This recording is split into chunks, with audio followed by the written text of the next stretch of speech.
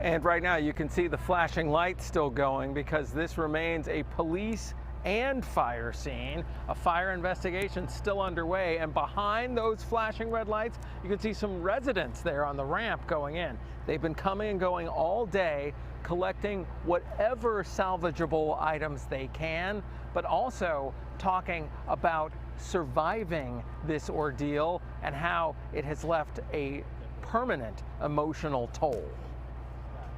All day long, residents of the building where the devastating fire was returned.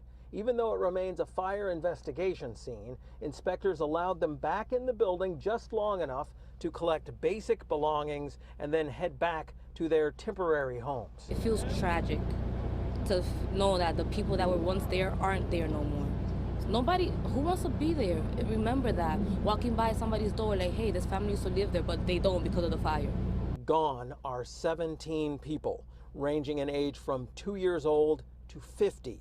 Neighbors this afternoon created this memorial showing all of their faces, and they placed flowers in their name. People hear of these tragedies that happen, they focus on a casualty count, they hear a number, and then they kind of get numb to that number and just move on with their lives. What this does is it doesn't allow you to just move on. It puts a face in front of each one of those casualty numbers. It makes you understand that there's a family behind that's suffering behind each one of these pictures. Survivors of this tragedy said that for them, the people they lost mean even more, since the survivors experienced their passing firsthand while they, the survivors, evacuated. I saw a body after body on the stairwell, and then I saw a dead dog. And then it was crazy. Julius Castro talks about a horrific experience, but says he has survivor's guilt after living through this tragedy that his neighbors and friends did not. I can't sleep.